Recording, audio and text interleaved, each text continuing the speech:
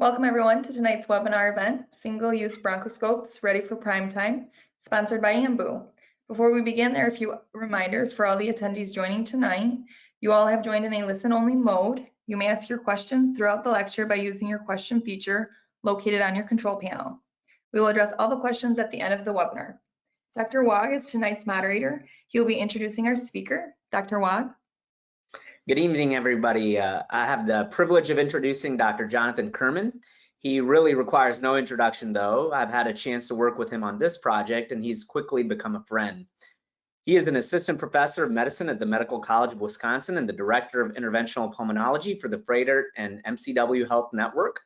He completed an Interventional Pulmonology Fellowship at the University of Chicago and Pulmonary and Critical Care training at the Medical College of Wisconsin. He is board certified in interventional pulmonology, internal medicine, pulmonary medicine, and critical care. His interests are in diagnostic and therapeutic bronchoscopy, including airway stents, robotic bronchoscopy, endobronchial valves, next generation navigational bronchoscopy, bronchial thermoplasty, photodynamic therapy, and bronchoscopy education. He has published several articles, including those on management of persistent air leaks, bronchial thermoplasty, and bronchoscopy education. Please give Dr. Kurman a warm welcome. John? Go ahead and take it away. Thanks, Ajay. I appreciate it. It's a pleasure to be here with everyone tonight. I actually can't see the attendee list as the presenter, so I hope that there are some familiar faces out there in the audience.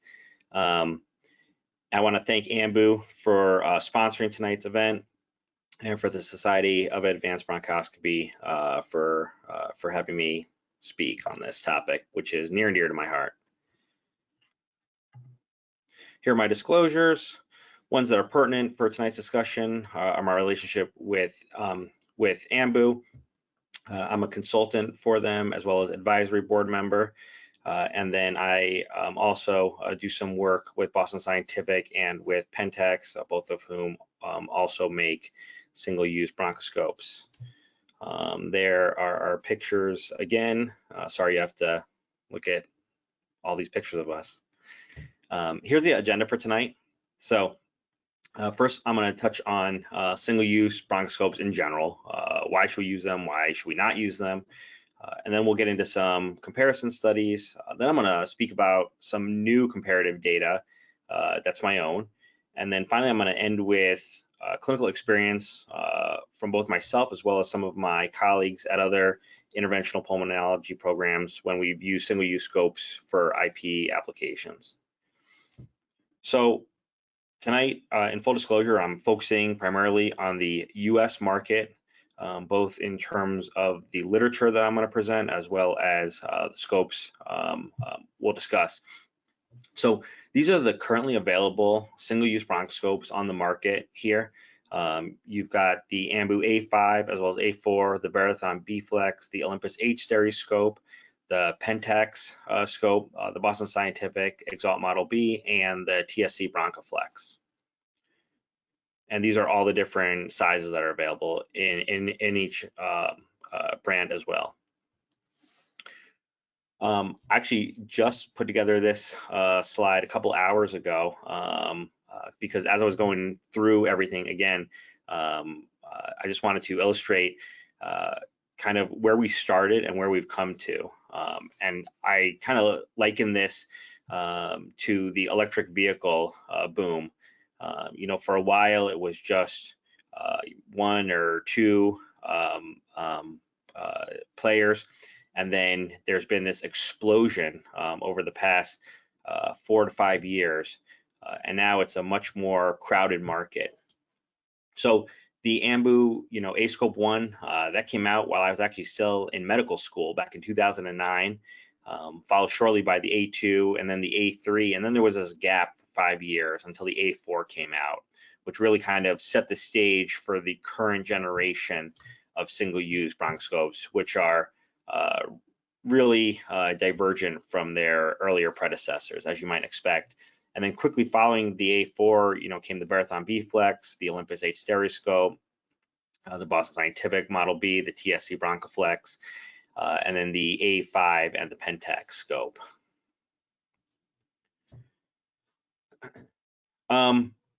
So I know that whenever single-use bronchoscopes come up, there's always this inevitable pro-con debate. It happens in every setting I have ever discussed this in. So I've got a couple slides here that kind of go over it. So I've got my own little mini pro-con debate, if you will. And these are the main factors that I think support single-use bronchoscopy in general. So number one, it removes repair costs. They become non-existent. You use it, and then you're done with it with a single-use bronchoscope. There's no such thing as repairing them. And repair costs, as I'll get into, can be incredibly substantial. So these are not something that you want to underestimate. And then when it comes time for workflow and flexibility, there's really nothing that beats a single-use product, because you don't have to worry about whether the scope is clean or not. You don't have to worry about whether it's broken or not. You don't have to worry about where it is. Single-use products are always ready when you are. It's as simple as that. And then when you're talking about infection control, single-use is the gold standard. There's nothing cleaner than a scope that has never been used before. You don't have to worry about high-level disinfectant. You don't have to worry about sterilization. It's always clean. Regulatory environment, single-use, anything is becoming more and more common in all different facets of procedural medicine, whether it's intubating a patient, whether it is doing a GI procedure, a radiology procedure, etc.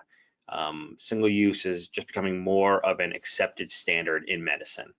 And then, contrary to popular belief, there's actually less of an environmental impact with single-use bronchoscopes than with reusable bronchoscopes, and I'll show you why in a couple slides.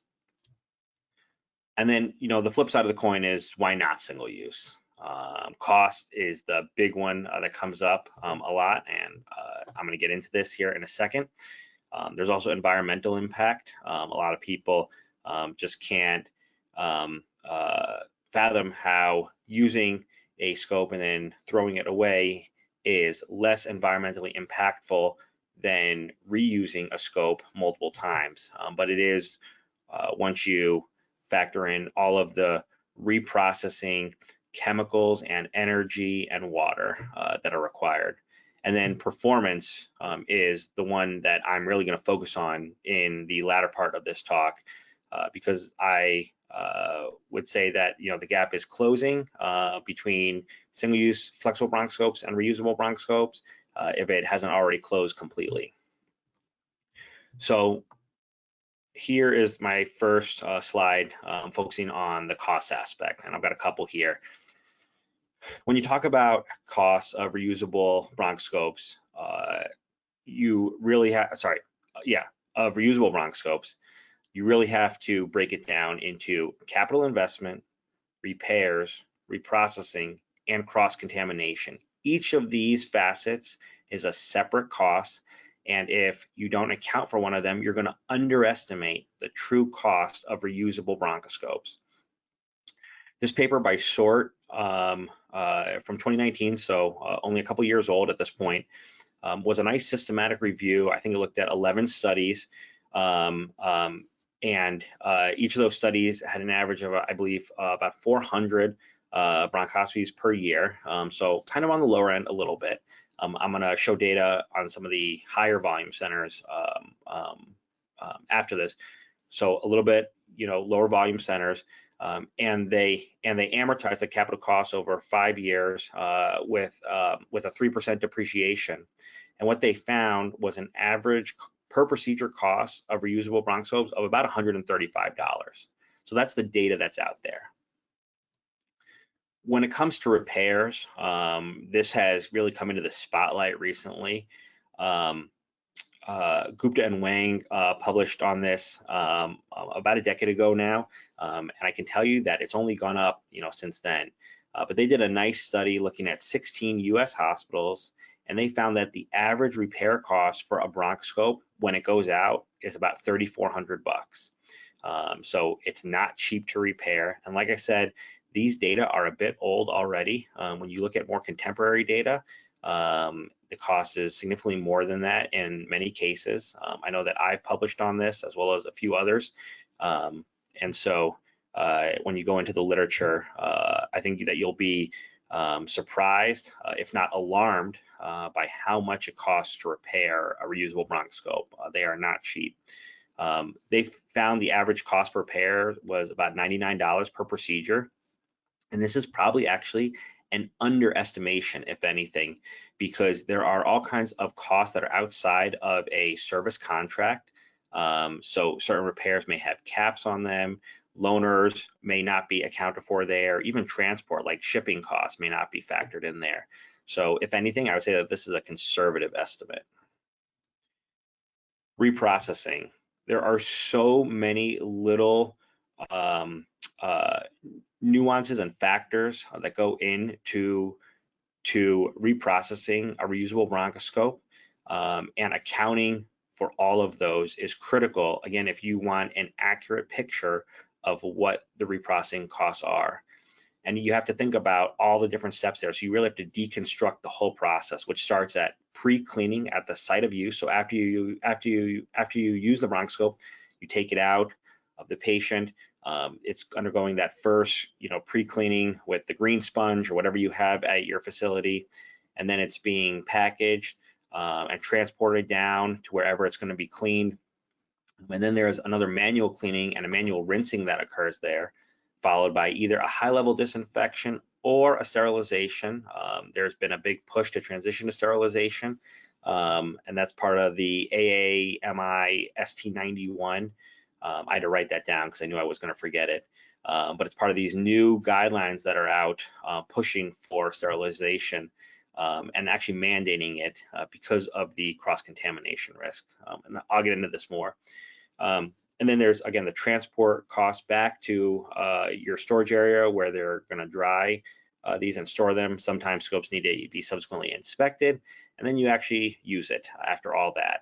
And this translates to an average reprocessing cost using high-level disinfectant of about $100 per procedure. And this is coming from Corey Ofsted and that group, and this is from 2017. And then finally, cross-contamination. I've heard from a lot of people that you think that cross-contamination or infection risk is kind of over-exaggerated or more hyped up than it should be. Well, here's what the data shows. The data shows that there's a 2.8% infection rate from reusable bronchoscopes, and that translates into an average infection cost of treating a procedure of about $12,000. And these are coming from data that are only a few years old at this point. There's a systematic review by Mortensen that looked at 16 studies. And ultimately, it found that there was an average infection treatment cost per procedure of $330. And I'll tell you that contrary to popular belief, this 2.8% is probably an underestimation. And that's part of the reason that these new ST91 guidelines came out, is because bronchoscopes were actually identified as one of the most likely kind of infection risk endoscopy procedures. When you add all this up, your average direct cost per procedure is $335, but the indirect costs can double or triple, if not more, the total cost of reusable bronchoscopes when you factor in treating infections and even 30-day readmission penalties. So here's cost data looking at large centers. You can see who the authors were here. So this is looking at costs, actual costs from 3 large US centers where we're talking about doing an average annual bronchoscopy volume of at least 2,000 cases per year. And what we found when we factored in, again, all these different areas, the capital costs, the infection costs, the repair costs, purchasing costs, and reprocessing costs, is that there was a difference that favored the single-use flexible bronchoscope over the reusable flexible bronchoscope. In other words, even though we are doing a lot of cases, 2,000 on average, and we have the ability to reprocess scopes quickly, there is still an incremental cost savings averaging $63 per case and a 1% reduction in cross-infection risk. So these are data, by the way, that were presented at the ISPOR conference, which is a health economics and health outcomes research conference, and this was in Vienna last year in December. So all of this data is out there. Here's the environmental data. Again, contrary to popular belief, it's actually more environmentally friendly to use a single-use bronchoscope than to use a reusable one because of everything that goes into reprocessing. There's a lot of energy, there's a big carbon footprint, and so you don't have those things with a single-use bronchoscope. All right, now let's transition into the second part of what we're going to focus on tonight, and that's the comparative data on single-use bronchoscopes. This is kind of an overview of studies that I'm going to go into more detail on. So there are two out of UCSD and George Chang's group. There's one from Carla Lamb over at Leahy, and then there's a nice review article from the University of Chicago folks, who are near and dear to my heart, of course. George Chang is the senior author here. This came out when he was still over at Duke with Dr. Wahidi and Dr. Mahmood, as well as Coral, who was the IP fellow there my same year, back in 2017, 2018. So this study was really groundbreaking in that it was really the first kind of comparative study of its kind. They looked at 26 respondents, most were attendings. They looked at their current single-use bronchoscope, which was the Ambu A4, as well as the new single-use bronchoscope at that time, which was the Olympus 8 stereoscope, as well as the Olympus reusable flexible bronchoscope. And they asked these 26 respondents to evaluate different factors in a bronchoscopy model. And all of the operators were familiar with the current single-use bronchoscope and the reusable bronchoscope. So the one that they were not familiar with was the 8 stereoscope at the time. Here's what they found in terms of their survey responses, and they were asked to kind of rank these different things on a 100-point scale. So that's where the values in the parentheses are coming from. And you can see the number of responses there as well. So the reusable flexible bronchoscope was actually favored in terms of maneuverability, suction, as well as image quality over the two single-use bronchoscope products at that time, which again were the A4 and the 8 stereoscope. And here you can see the values in the different categories: scope quality, scope handling, scope maneuverability, scope tool interaction, as well as the image quality among the 8 stereoscope, the A4, and the Olympus reusable at the time. As you can see, the Olympus 8 stereoscope and the Olympus reusable were kind of favored in the different categories at that time by those 26 respondents. And I kind of summarized their findings here, which said that the 8 stereoscope appeared to have relatively similar maneuverability to the reusable bronchoscope, and both the 8 stereoscope and the reusable bronchoscope performed better in all of the measured sectors than their current single-use bronchoscope, which at that time was the A4. But rightly so, they said that we really need more data, more studies to evaluate things beyond these, such as practicality, safety, and cost efficiency when you look at these things in clinical practice. So after that, George transitioned to UC San Diego, where he currently is. He's one of my good friends, and he's got a great group over there. And the next study that they put out was this one that was kind of more comprehensive, another comparative study that was more comprehensive. They involved 9 pulmonary critical care faculty and fellows.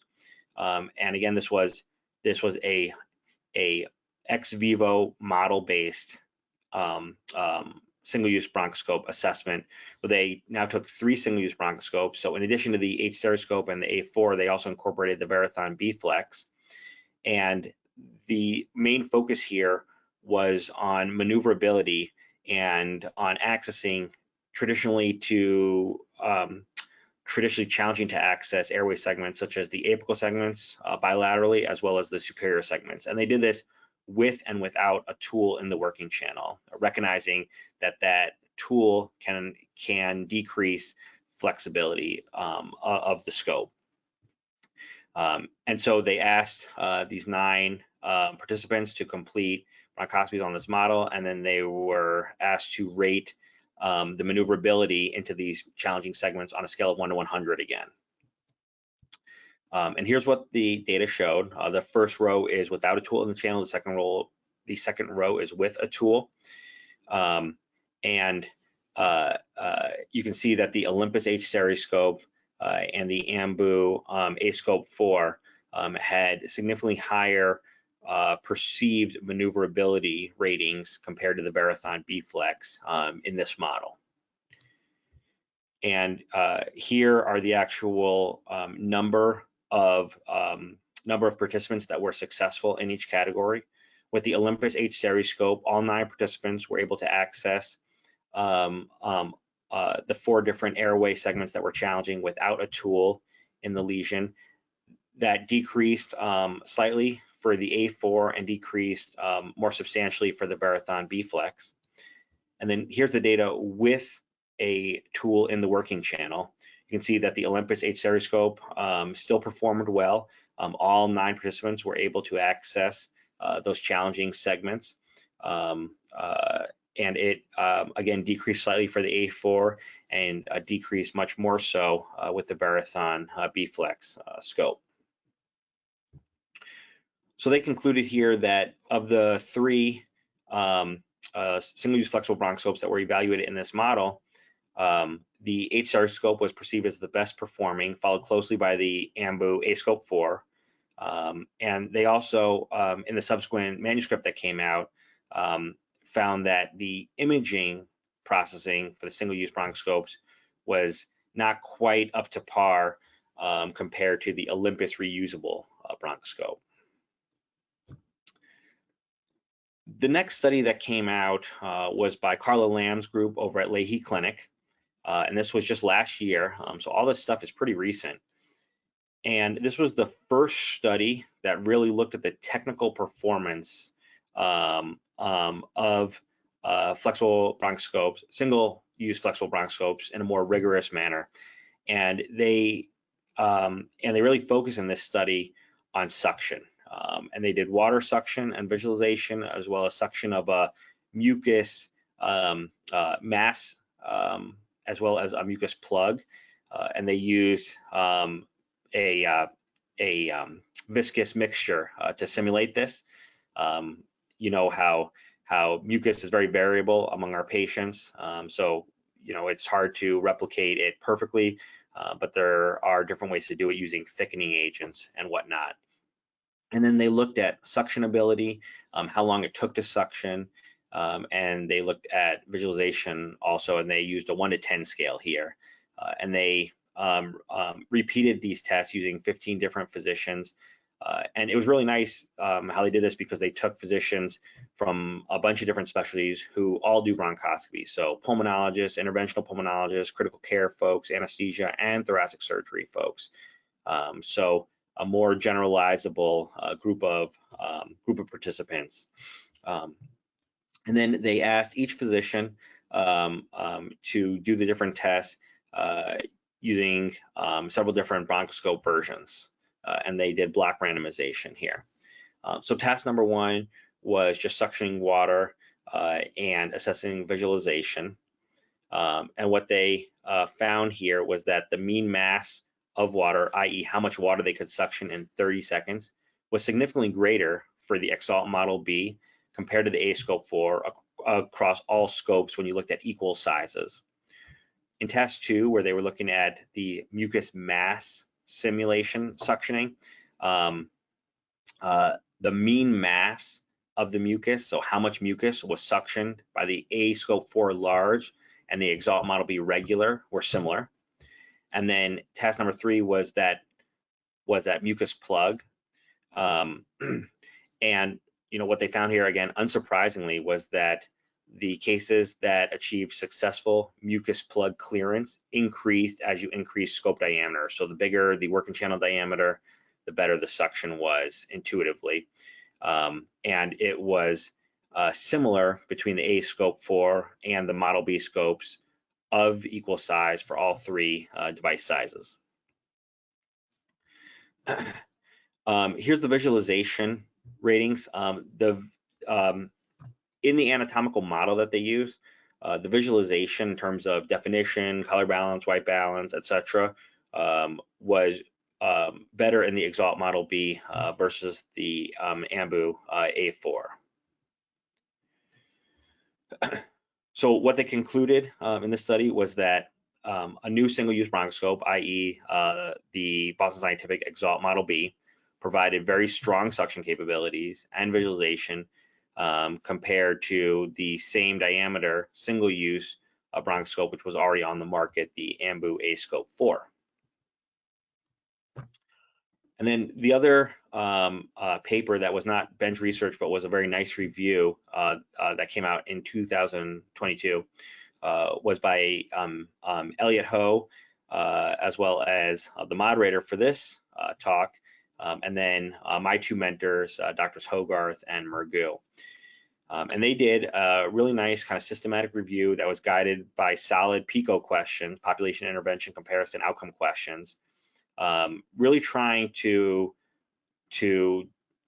fairly assess the advantages and disadvantages of single-use flexible bronchoscopes compared to reusable flexible bronchoscopes when you are using them for either advanced diagnostic procedures or true therapeutic bronchoscopic procedures. And then secondarily, they also wanted to describe the evidence supporting single-use flexible bronchoscopes and or reusable flexible bronchoscopes in these 2 types of cases. And so this was their table of summarized recommendations in terms of indications for single-use flexible bronchoscopes. And they felt that based on the data, the most appropriate tasks for the single-use flexible bronchoscopes were BALs, airway inspections, airway washings in terms of diagnostic interventions, and for therapeutic interventions, single-use flexible bronchoscopes were acceptable for intubations, therapeutic aspirations, and percutaneous tracheostomy in uncomplicated patients. And I highlighted the quote to the right here because I thought it was very, very meaningful and very accurate. And they concluded appropriately so that there will be a need for significant investments from manufacturers to improve on technology. And I couldn't agree more at the time that this was written. And thankfully, I would say that manufacturers did exactly that. And now we have improved single-use flexible bronchoscopes that are probably more appropriate for some of the things that are listed in this table under the reusable flexible bronchoscope category. So there's a fair amount of data that I've shown to this point, but what's missing? In my mind, there were a couple big things that were missing. Number one is everything that had been done so far was based on models. Some of them were anatomic, but they were all models. Nothing was in an actual person. Nothing was in a cadaver. The other thing that stood out to me was that there wasn't anything that was truly comprehensive out there. I was hearing a lot from marketing folks, from all the different companies, and of course, it's their job to illustrate how their product is the best one, but there can't be more than one thing that is the best in any given category. And so there was nothing out there that was truly comprehensive that assessed all of the currently available single-use bronchoscopes. So I recognized this, and I dragged a few of my colleagues into a study that I wanted to pursue to really evaluate this. I wanted to be scientific about it and rigorous. I wanted to cut through all the marketing and all the sales, and I wanted to do the same thing with all the different bronchoscopes that were out there, to really put them, head to head in as rigorous and scientific of a manner as I could, in as realistic of a setting as possible. And so Ajay, my former partner, Brian Ben, who's now at the Cleveland Clinic, and Shaheen Islam, who's down in Georgia, we all got together and were able to do just that.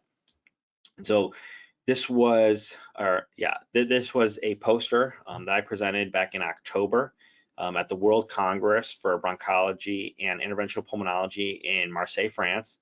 And it shows the outcomes of our experience when we put all of the currently available single-use flexible bronchoscopes head-to-head with the gold standard reusable bronchoscope, both in models and in a cadaver.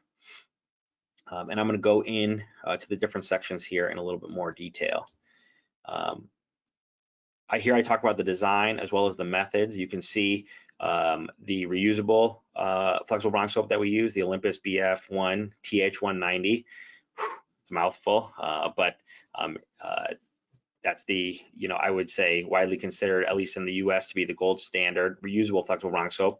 You can see the single-use flexible bronchoscopes that we tested, the Ascope 5, the Exalt Model B, the Olympus H stereoscope, the Verathon B Flex, and then the Ambu A4 as well. And then our models, again, were a benchtop model and a actual cadaver as well.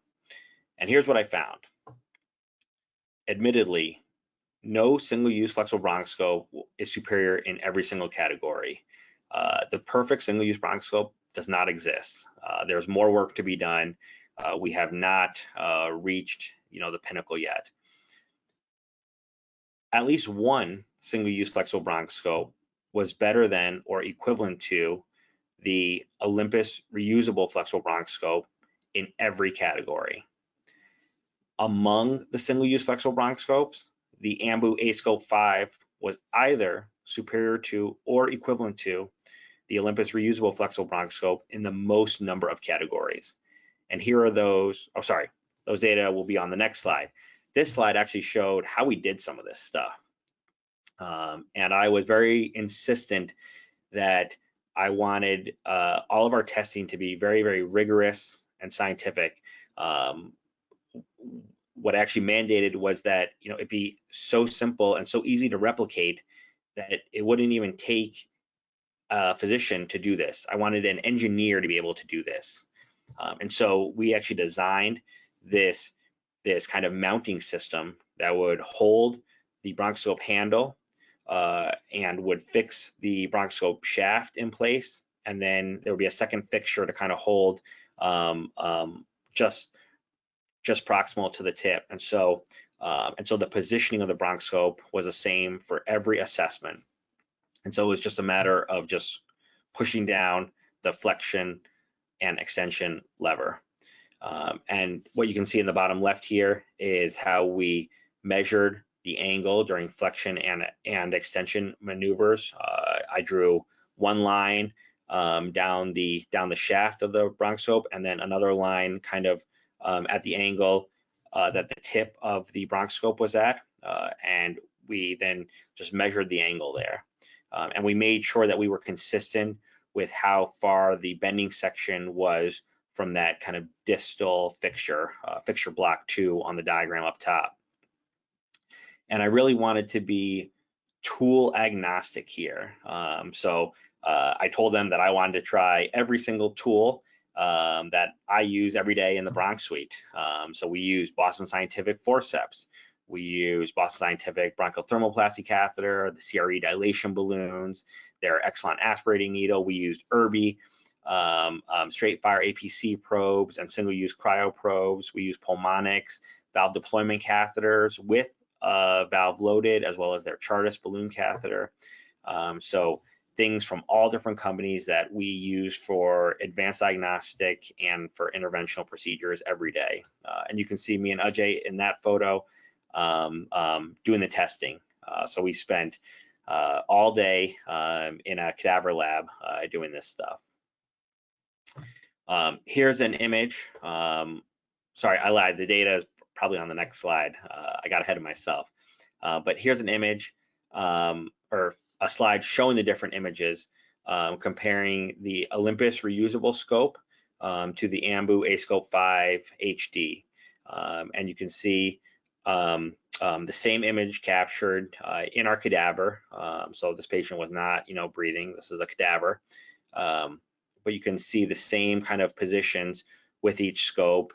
And these images were not adjusted at all. We didn't white balance we didn't, adjust the white balance or the color. This was actually what was captured when we hit the save button on the scope. And this is what we got. And then you can see the flexion in the fluoro image there, and then the tools going out, and how you're able to direct them very comparably. All right, here's the data table, and what I have here is all of the different tasks that we put the bronchoscopes through.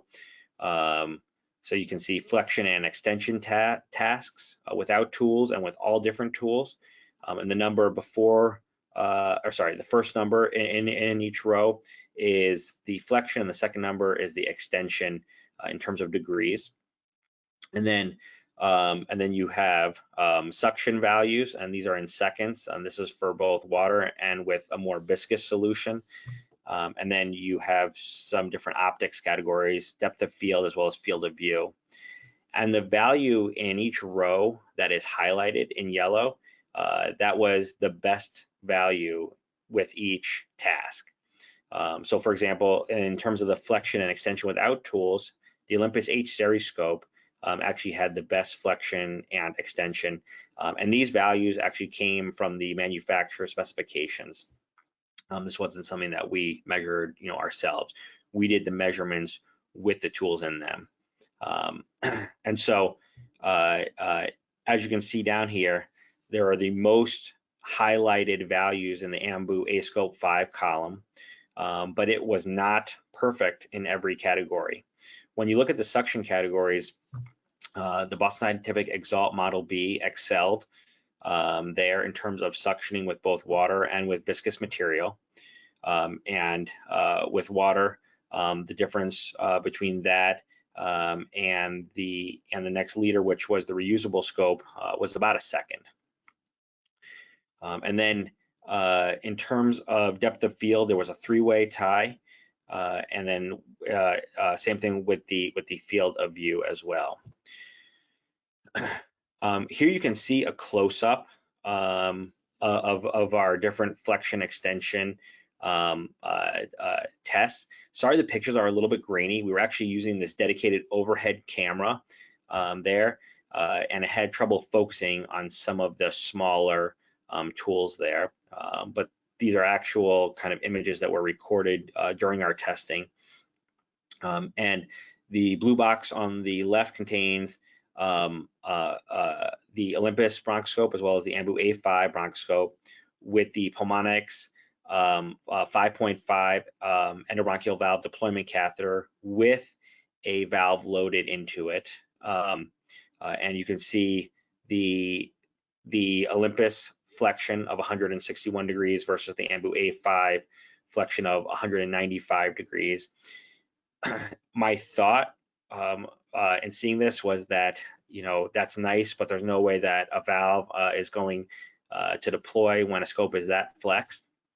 And I can tell you for a fact, and I have a video to prove it, that is not the case. They deploy very, very nicely, actually. And you can also see the difference in terms of inflection, in terms of extension in the bottom row there. So when you put them side to side, I think the differences become, very striking. A number is one thing. When you hear 161 degrees versus 195 degrees, you might think, well, that's not a very big difference, but seeing is believing.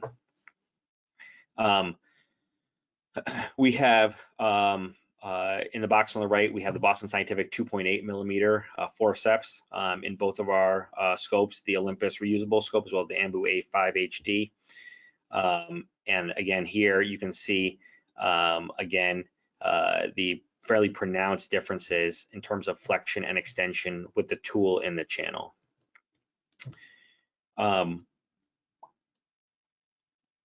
Here are the images of the same area among the Olympus reusable scope, the Ambu A5 HD, and the A4. Many times, like when I get a new phone nowadays, it feels like an incremental upgrade. Not that much is different, but as you can clearly see, jumping from the A4 to the A5 HD is a world of difference. It's like going from my old regular TV that I had in my parents' house to the new kind of flat screen HD, 8K TV that I have now. Detail that you wouldn't have thought possible to see with a single-use flexible bronchoscope previously is now readily apparent. And I think that I think that we would all agree that the image quality here is very, very comparable between the two scopes. And we are currently in the process of finishing up our manuscript on this experience, on this trial, and that is hopefully going to be published soon. And that will include additional comparison results as well as additional imagery. So stay tuned in case you're not convinced yet, although I hope you are.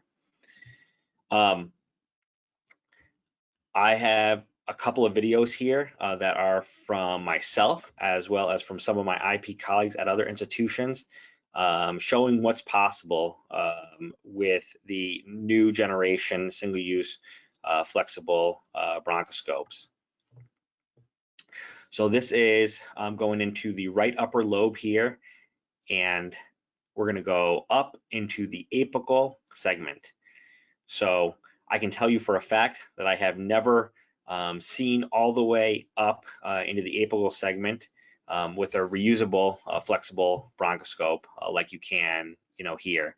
The degree of flexion that you get with and without a tool in the channel with the new single-use flexible bronchoscopes is pretty incredible. And here we are using the Ambu A5 HD.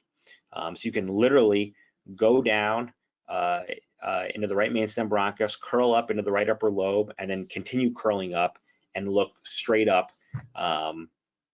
When you're in the trachea, you can also retroflex so that you can actually see the shaft of the bronchoscope, just like what the GI folks do.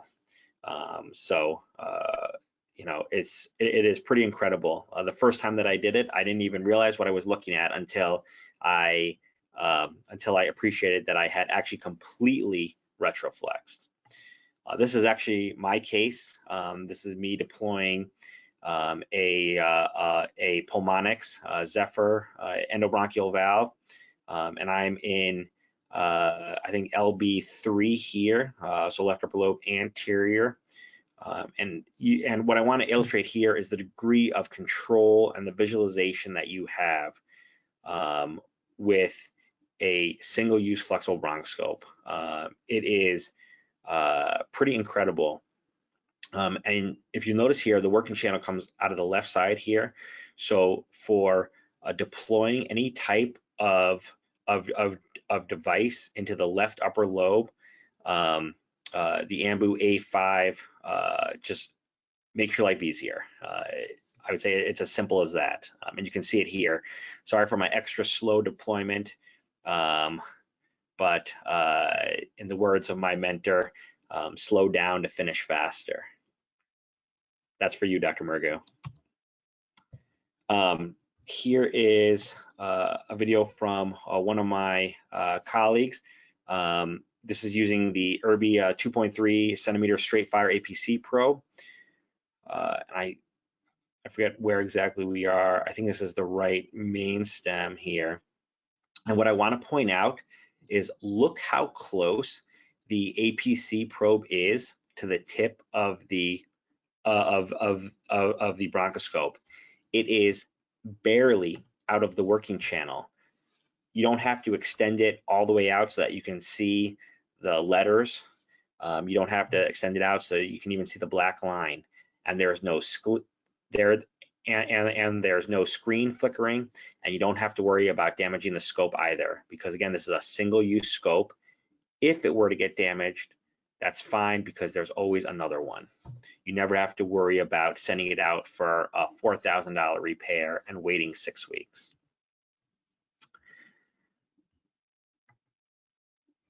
This is the Ambu Ascope 5, and this is a, I believe, Boston Scientific CRE balloon or a Merit Elation. It might be a Merit Elation balloon. It's a 1011. Oh yeah, there it is. Merit. It says it right there. Merit 1011. That should be a 1011-12, not a 1011-11 dilation balloon.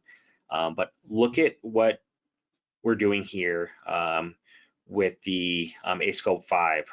We are hubbed up to the balloon, peering through it. The clarity, the precision in movement.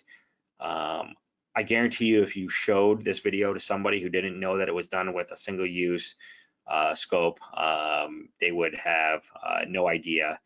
This looks just like a reusable flexible bronchoscope, if not better, in my opinion.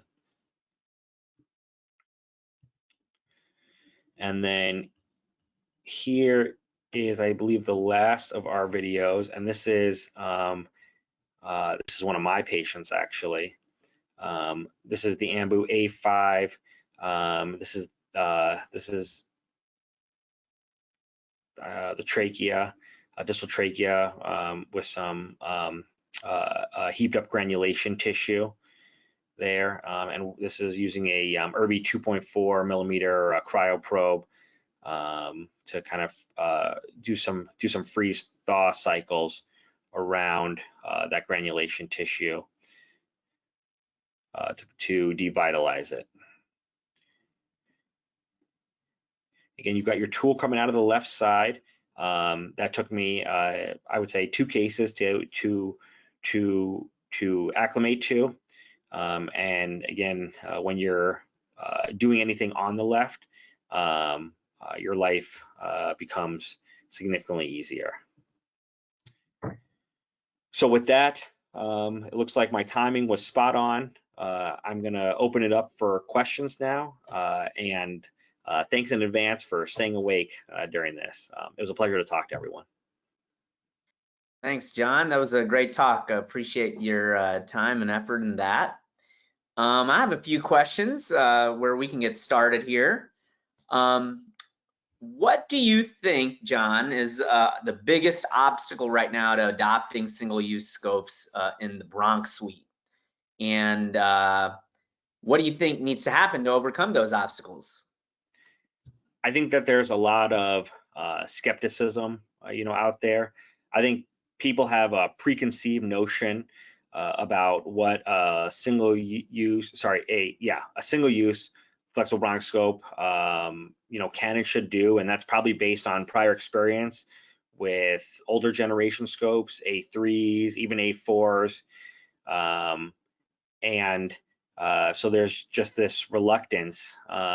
People think that there's no way that a $40,000 or $50,000 reusable flexible bronchoscope could be the same as a single-use scope that takes off a 0 at the end. So it's like $400 or $500. Again, seeing is believing. That's why I showed these videos. That's why I showed this data. And so, hopefully, people are open-minded enough to kind of reconsider what they think is possible and what they think the best tool is. Now that we have single-use flexible bronchoscopes like the Ambu A5 HD that are really, groundbreaking, that are bringing in incredible visualization, incredible flexion and extension, and really redefining what's possible with a single-use scope. Absolutely. I mean, I remember, when I was a kid having, those big VHS video cameras, and now, our small phone can do so much better than anything that was in the past. So the technology has come by, has made so much progress now. It's very exciting. What do you think would be helpful in single-use scopes, in the future? Like, what are other things that you might want to see in single-use scopes? So I want to see the perfect single-use flexible bronchoscope, and it doesn't exist. The Boston Scientific Exalt Model B is great with suction, but it's not perfect in other categories. The Ambu Ascope 5 HD is great with optics, and it's great with flexion and extension, but it's not the best in certain categories. And so, I want to see something that is the best all around. So there's still more work to be done. I think with our current generation single-use flexible bronchoscopes, there is movement towards more size variation, but we're not quite there yet. We don't have the same kind of size catalog that we do for reusable flexible bronchoscopes. And so we are still somewhat limited from that standpoint. And then I think that we just need to kind of work together to really show what these products are capable of. I think that we are underutilizing them now. I think that that single-use flexible bronchoscopes should be used preferentially, actually, in certain cases. And once we start doing that, we're going to generate data from actual cases, not just cadaver models, not just ex vivo models, but actual, in-human, case data. I'm sure it'll start as just retrospective data, but that's what I want to see come out. I want to see people keep track of their data, pool it and publish it, so that we can all learn from each other and get better together. Absolutely. Yeah, I mean, we do need to have that data out there so that we can all learn from each other. Here's one from one of our attendees. What do you think about single-use bronchoscopes now being able to fully replace our reusable scopes? Yeah, so I don't think that we're quite there yet. And I don't think that we're quite there because we don't have the in-human or in alive human data to support it. And we don't have the exact same size range across the board in our single-use products. So I can tell you that I and a number of my colleagues use single-use flexible bronchoscopes preferentially in certain cases. When I am doing bronchoscopic lung volume reduction or deploying endobronchial valves for persistent air leak, I reach for my single-use flexible bronchoscope because having that improved flexion and extension makes my life easier. But if I'm doing other types of cases where I need a very, very tiny working channel or a very large working channel, I may be forced to use a reusable flexible bronchoscope.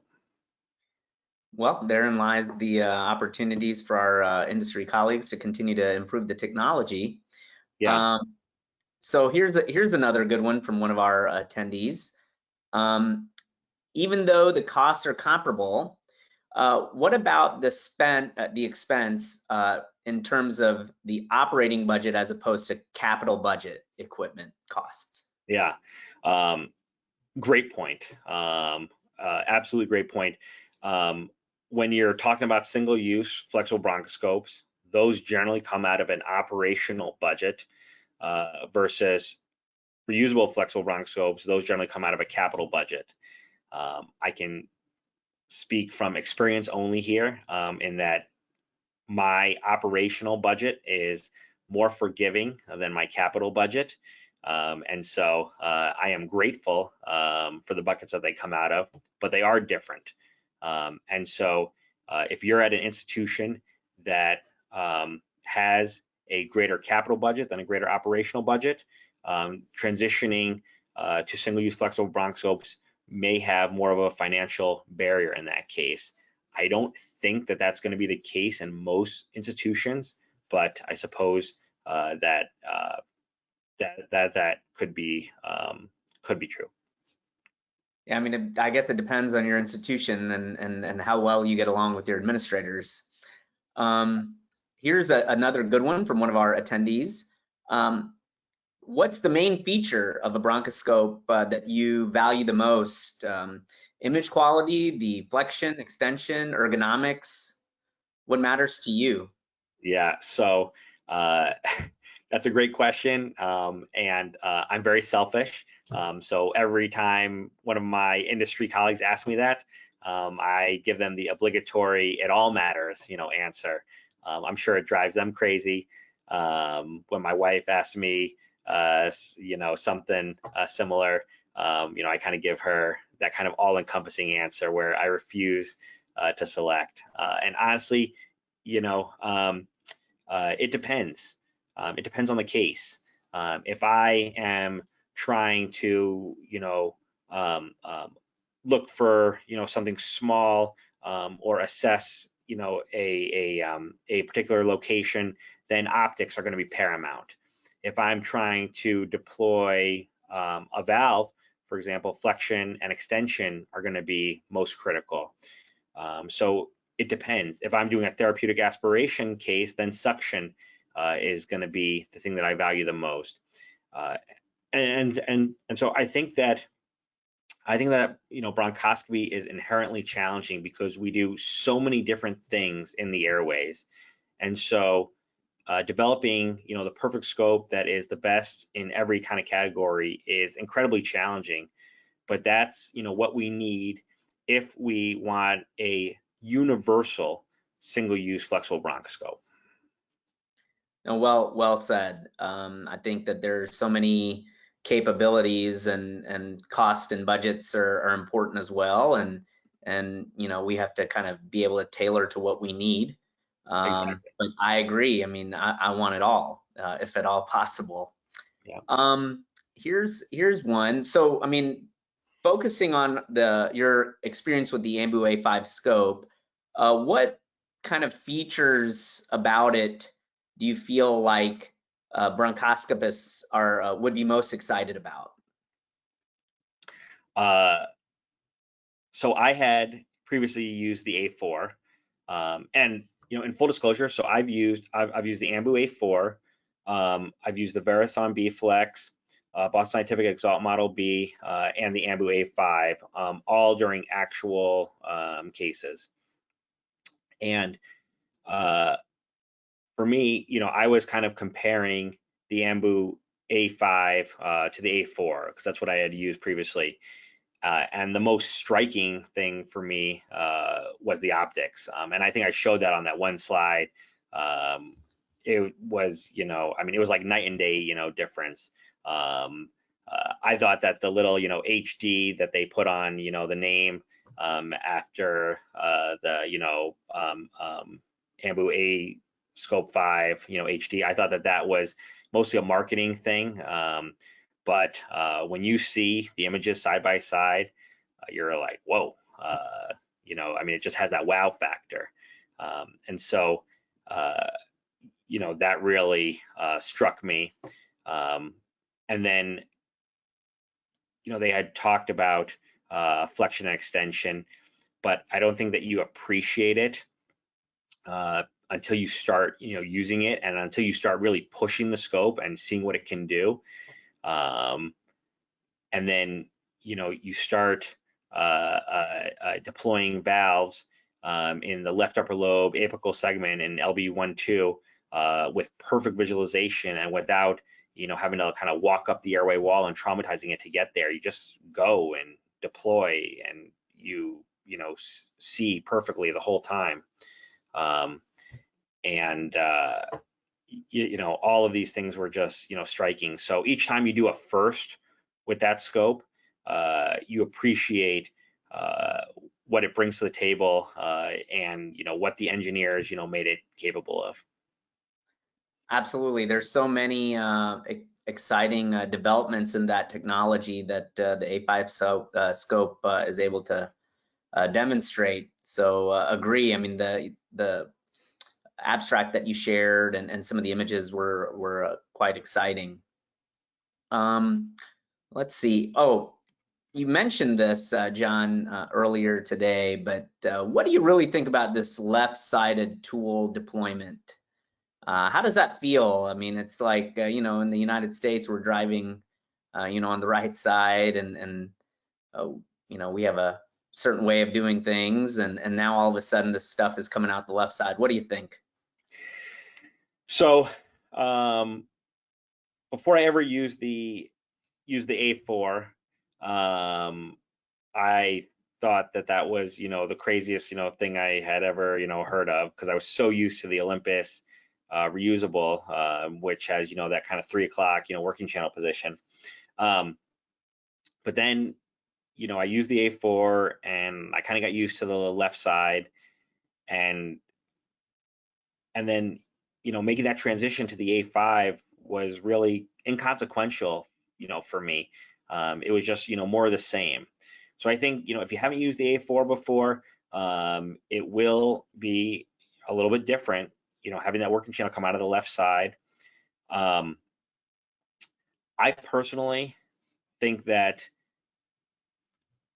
the left upper lobe apical is probably the hardest area to reach for me, even harder than the right upper lobe.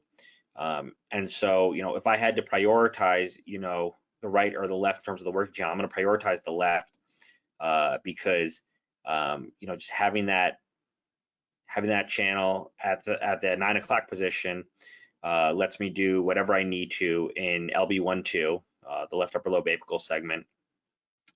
And just because it's on the left does not mean that the right side is harder. I've placed plenty of valves in RB1, the right upper lobe apical, using the A5, and you just get used to it. The nice thing about the A5 is that it has the rotary function, so you can rotate just like you do on your Olympus reusable scope. And so you can bring the working channel kind of over to a more traditional position, and do what you need to do wherever you need to do it, anywhere in the lungs.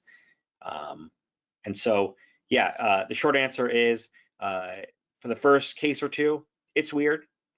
And then you get used to it, just like you've acclimated to everything else in life. Sure thing. I agree with that. Here's a good one from one of our audience members. This audience member says, experience with single-use scope is the following. For the first 5 minutes, it's good, but after that, it looks like I'm losing the flexibility and extension of the scope. I have a feeling that single-use scopes get so-called tired and weak. What's your experience? I mean, what's your experience with the fatigability and the ability to maintain those tight turns? Yeah, so good question. Not a question that I've ever been asked before on this. So I don't know if it's because no one else has experienced that, or they just haven't thought to ask it. I personally have not experienced that. And I can assure you that many of the interventional cases that I've done with stent deployments, balloons, etc., certainly last longer than 5 minutes. So I wonder if that is a factor of a particular single-use flexible bronchoscope, since I don't, or since I haven't appreciated that in the ones that I've used, which are not all of them. You know, I would say, you know, if anything, I would kind of, I guess, flip that argument around. What I've noticed, based on my own experience and in talking to others, is that I would say over time, the fatigability or the flexion and extension of the reusable scope actually diminishes. After you've done, you know, 500 or 1,000 cases with the scope, it doesn't perform quite as well as when you know, use it the first time. So I don't think anything, you know, lasts forever or performs perfectly for forever. But I think that, you know, knowing that every time you start a case with a single-use flexible bronchoscope, you're starting with a perfect scope, one that's never been used before and doesn't have any, you know, historic fatigability or historic deficits, you know, kind of gives you that confirmed known starting point where you're starting with something perfect. And I think that that's reassuring. And again, I haven't experienced any kind of in-case, you know, evolution or, you know, decrement in scope function with single-use flexible bronchoscopes. No, I mean, I tend to agree. I think that you know, it depends on the length of your case and how many, I mean, even the tools that we use over time, you know, you lose a little bit of luster. And while I haven't had, you know, a lot of experience with, you know, finding any major changes during a case, I suppose for very long cases or something, you know, perhaps there may be some change over time, but I agree with you. I haven't had any personal experience with that. Yeah, I would be curious if that were happening with just a particular brand of single-use scope or with multiple, like, different brands. But anyway, more research needs to be done. I suppose that that's something that could, you know, be investigated. You know, measure flexion and extension before you start a case, and then at the end of a case, and see if it's, you know, changed at all. It's, you know, easy enough to do, but honestly, not something that I've ever thought about. So thanks for the inspiration. Yeah. Okay, one more from our last question. Thank you very much to all of our audience members. So here's the last one from one of our audience members. So you mentioned, John, that we're not there yet when it comes to replacing reusable scopes. So would there be a strong value to having some single-use scopes in the bronch suite to be used in a case where there's a high probability of damaging or compromising a reusable scope? You know, are these cases relatively common? So I guess, would you consider kind of a hybrid approach to having single-use scopes and reusable scopes and then kind of picking and choosing the cases based on that? The short answer is yes. And I practice what I preach. That's what I have right now. I have a hybrid model in my own bronch suite where I have single-use flexible bronchoscopes there as well as reusable flexible bronchoscopes. And which one we use depends on a variety of different factors. You alluded to one of them. If there is a high probability of scope damage, so if I'm doing like a rigid case and I've got, you know, a fellow working with me, I don't need to risk that beveled edge shearing off, you know, part of my reusable bronchoscope and then losing that for a long time. So we'll preferentially go to a single-use scope in those cases. If I am deploying valves, I preferentially will go to a single-use scope. If I am doing therapeutic aspiration in one of my ECMO patients, and I know that there's going to be a lot of like thick, you know, blood there, then I'm going to go for my very large 3.2 channel reusable bronchoscope. And so I think that there is tremendous value to having options when it comes to bronchoscopes. And so I would say, you know, set yourself up for being as flexible and nimble as possible. be facile with the different scopes that you have at your disposal, and understand the capabilities and the strengths and weaknesses of the different products. Our reusable flexible bronchoscope is not perfect. There's no perfect single-use flexible bronchoscope. Use what you need to when you need to do it. I agree with that. Well, John, I think we're at the end of our time here. Really appreciate all of our attendees. And thank you, John, very much, and Emily for helping us out here today. And I wish all of you a good night. John, thank you so much for your time today. Sure. Thank you for moderating, and thank you to all of the audience members for listening. Hopefully you learned something new and have a better appreciation for the current state of where single-use flexible bronchoscopes are at. I again want to thank AMBU for sponsoring this and for the Society of Advanced Bronchoscopy for hosting it. Thank you, everyone. Thank you. Have a good night.